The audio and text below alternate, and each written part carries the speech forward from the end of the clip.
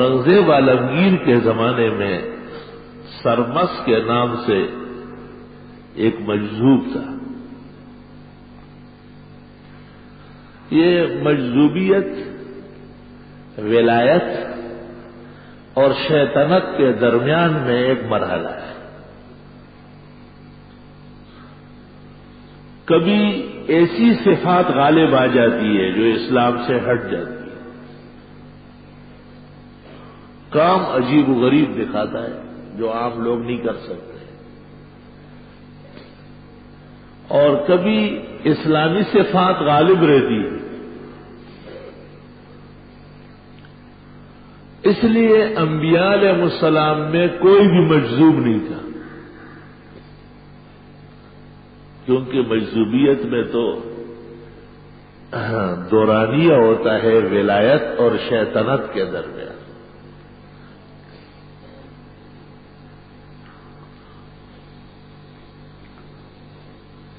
حدیث شریف میں ہے،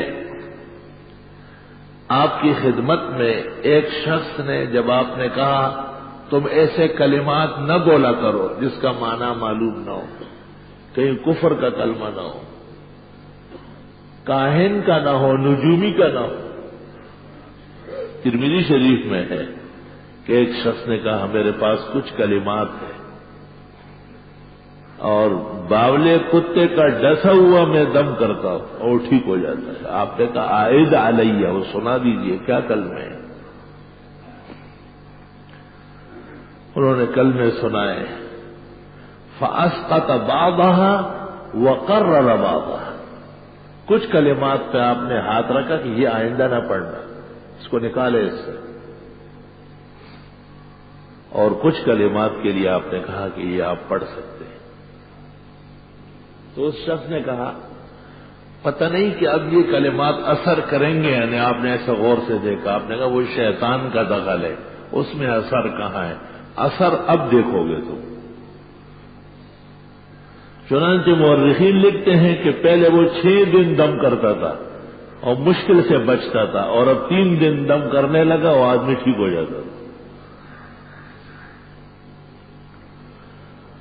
علماء دین نے اس لیے ایسا دم درود، ایسی جھاڑ پھونک جس کے کلمات نامعلوم ہو، یا بدو ہو یا قدو ہو یا جدو ہوتی ہوتے، یہ سب جو ہے نا مداری لوگوں کو جادوگر بناتے ہیں، اور کمزور ایمان والے اس پہ ایمان لے آتے ہیں. تو کام تو ہندوؤں کا بھی ہو رہا ہے منتر سے، سکھوں کا بھی ہو رہا ہے گرن سے، لیکن وہ غلط راستے ہیں اور ناجائز راستے ہیں. کالا داغا ڈال لیتے ہیں. یہ کیا ہے جی؟ اس میں درد ہے. اچھا، کالے داغے سے درد ختم ہوتا ہے؟ کالا تو خود شیطان کو خوش کرنے کا ایک ذریعہ ہے.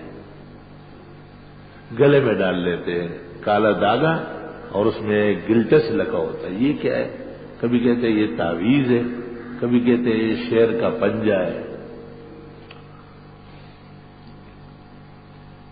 10-12 سال تک میں اس کا رد مختلف طریقوں سے کرتا تھا. اللہ اکبر. اچانک سورۃ اعراف کی آیت دور تفسیر میں نظر سے گزرنے لگی کہ پیغمبر کن کاموں کے لیے آئے ہیں. وَيَضَعُ عَنْهُمْ إِصْرَهُمْ، ان سے گناہ کے بوجھ اتارنے والے ہیں. وَالْأَغْلَالَ الَّتِي فِي أَعْنَاقِهِمْ، اغلال غلہ کی جمع ہے، غلہ داغے وہ کہتے ہیں زنجیر کو، اور وہ داغے اور زنجیر جو یہ باندھتے تھے ان کے اتارنے آئے ہیں. لا الہ الا اللہ. ہمارے پیغمبر کی شان اور عظمت میں اللہ بیان کرتے کہ گزشتہ کتابوں میں بھی آپ کی یہ علامات بیان ہوئی تھی کہ آپ داغے واگے اور زنجیریں وہ گلوں میں لٹکانے نہیں دیں گے. اب بھی ہمارے بھائی لوگ جن تک صحیح تعلیمات نہیں پہنچی ہے وہ ان تکلیف کے مرحلوں سے گزر رہے ہیں.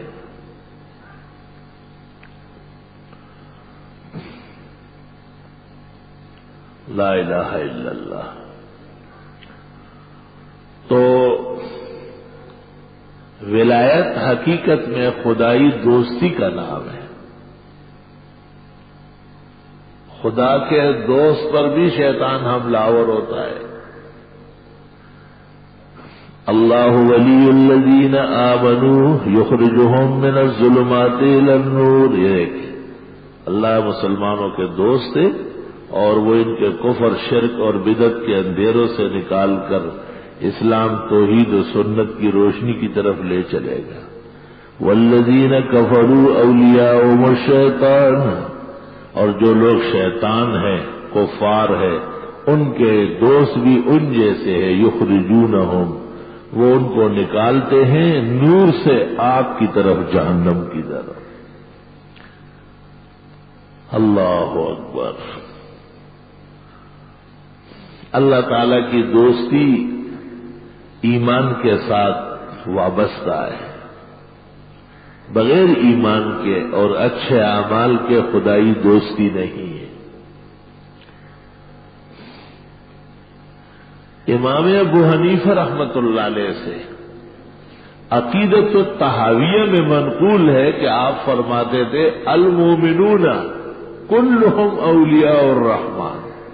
مسلمان جتنے ہیں اور جہاں ہیں یہ اللہ تعالیٰ کی دوستی کے حقدار ہیں.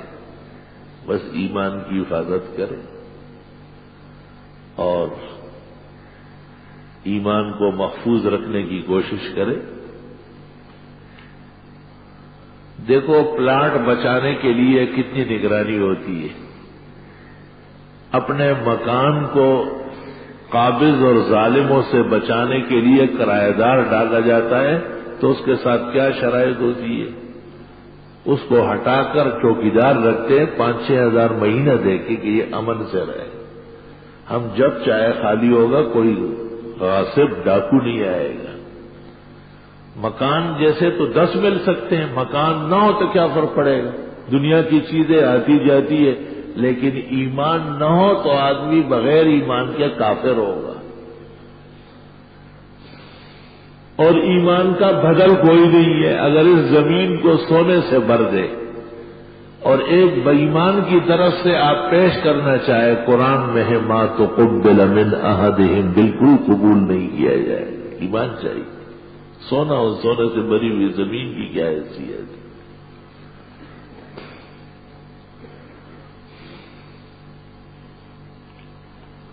بعض لوگ